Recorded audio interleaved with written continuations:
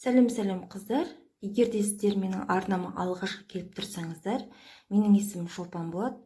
Жалпы мен өз шығарылымдарымда тоқыма өнері жайлы өзімнің азды көпті білген кеңестерімен сіздермен бөлісемін. Бүгінгі шығарылымда мен сіздерге фиксирленген, жалпы ол дегеніміз не? Мысалы, бізде бас киім тоқыған кезде бас киімді екі қабаттаймыз да, екінші жағын айналдырамыз құлақшын тұсынан. Сол уақытта егер де балаларға тоқыған бас киіміміз болса, бас киім біресе былай қисаюы мүмкін, былай қисаюы мүмкін да, балалар қайтарғанда балалар үшін қиын болады. Мынадай айналым жасаған кезде балалар үшін оңай болады. Жалпы қайтарған кезде, мінекей, бас киімді қайтарған уақытта бірден өзінің қалпына түседі. Резинка өзінің қалпын ұстайды. Ешқандай тартылып, қолайсыздық тудырмайды. Мінекей, сіздерге көрсетейін камераға. Мінекей. Бұл бас киім менде қазір бірде-бір резинкасымен тоқылған. Сіздер өзіңіз қарайсыз, бұны 2-2 әдісімен де тоқуға болады. Сонымен кеттік. Менің қолымдағы тоқыма үлгі болғанда қазір тоқып жатырған бас киіміміз сіздерге көрсетейін. Бұл менде қазір жалпы шамамен 4 елідей тоқылды. Мынада да сондай шамамен 4 елідей алдым. Мінекей қыздар. Жалпы қысқы бас киім болғандықтан мен балаларымның құлақ тұстары жылы болғанын қалаймын, қалыңдау болып тұрған қалаймын. Мына бас киім менде Alize Superwool классик жібінен тоқылған. Егер де сіздерге ұнап жатырса, түстері 240 жіп. 75% акрил, 25% шерсть. Жүнді, яғни 100 грамда 280 метр. Егер де мына түс ұнап жатырса, егер де сіздер мына түс ұнаса, бұның түсі, бұл да сол Alize Superwool классик жібі 207 түс. Сонымен кеттік қыздар. Сонымен тоқыманы бастаймыз. Мінекей біздің тоқымамыздың басталған жері. Мұқият қараңыздар. Айналым, мынадай әдемі айналым жасау үшін бірінші жіпті бізде теріс тоқып аламыз. Одан кейін екінші шалымды біздер жай ғана, оңды біздер жай ғана шалып аламыз. Ештеңе тоқымайсыздар. Бірақ жұмыс жібі біздің мына қолымызда арт жағында тұрады. Одан соң теріс тоқимыз, тағы да оңды шалып аламыз. Теріс тоқимыз, оңды шалып аламыз. Тағы да теріс тоқимыз, оңды шалып аламыз.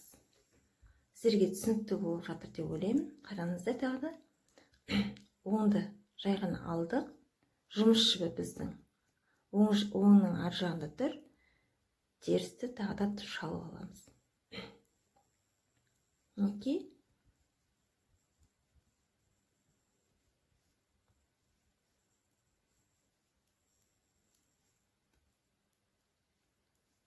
Осылай тоқи береміз.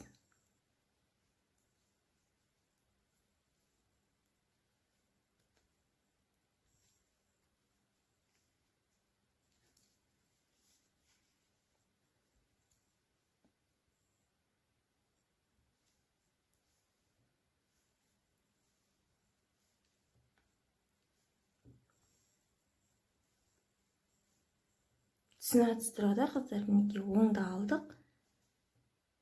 Босылдық та, терісті тоқыдық. Оңды босылдық, терісті тоқыдық. Сонымен қыздар, қазір мен осы жердің бәрін тоқып шығам. Бір шалымды, бірінші айналымды тоқып шығам. Мына жерге келгенде сіздермен кездесеміз. Сонымен қыздар, мінекей тоқыманың басталу жеріне де шегіне де жеттік. Енді мұқият қараңыздар. Тағы да оңды.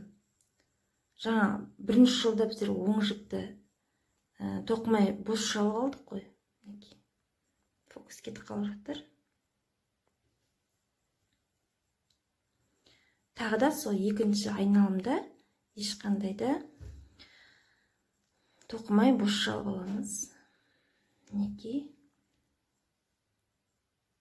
оңды бос шалып аламыз, терісті тоқимыз. Оңды бос шалып алдық, терісті тоқимыз.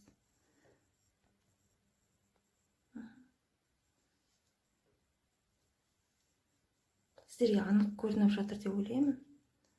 Фокус кетіп қалып жатыр.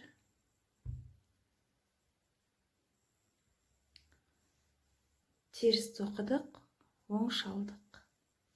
Теріс тоқыдық, оң шалдық. Теріс тоқыдық, оң шалдық.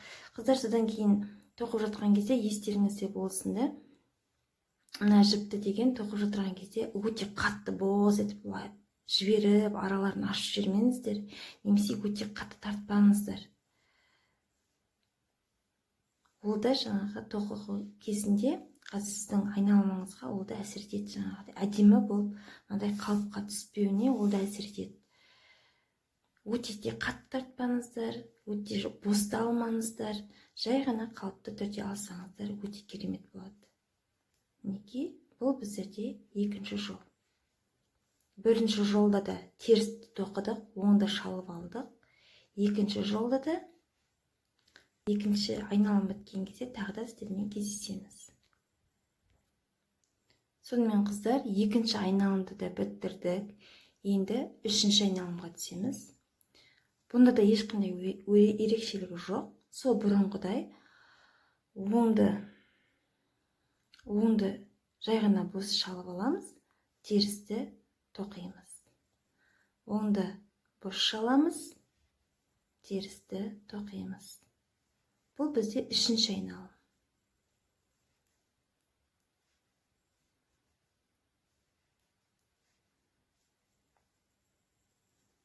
Сіздерге түсінікті болып жатыр деп ойлаймын.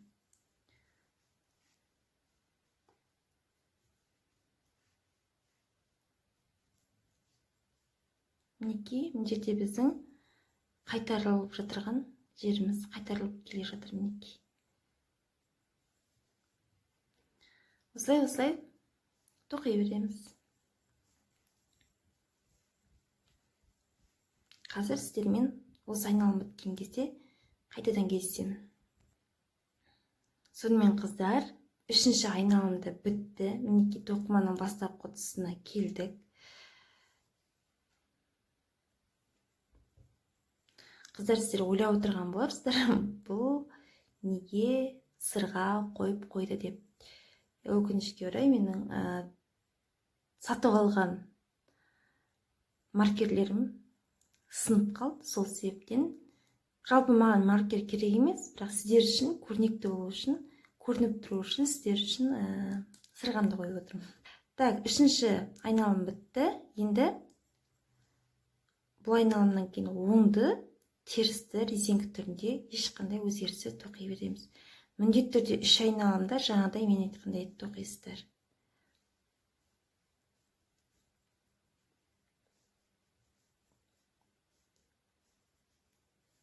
Осылай оң мен терісті тоқи бересіздер.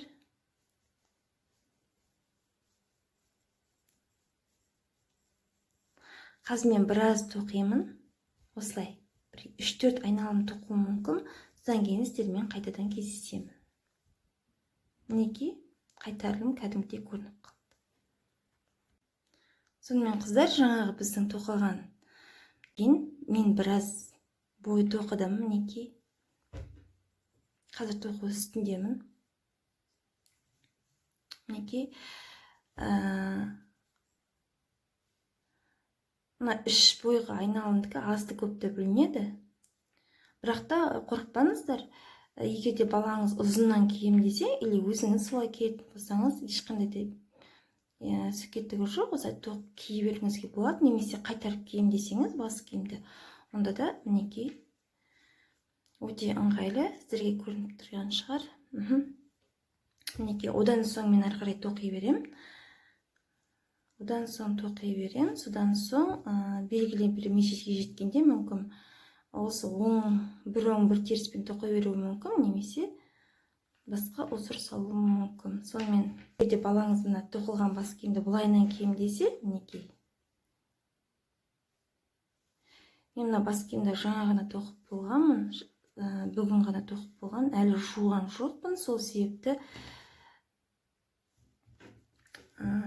кішкене жіптері тегіс болмауы мүмкін. Жуғаннан кейін тегістеледі. Мінекей көрдіңіздер қыздар.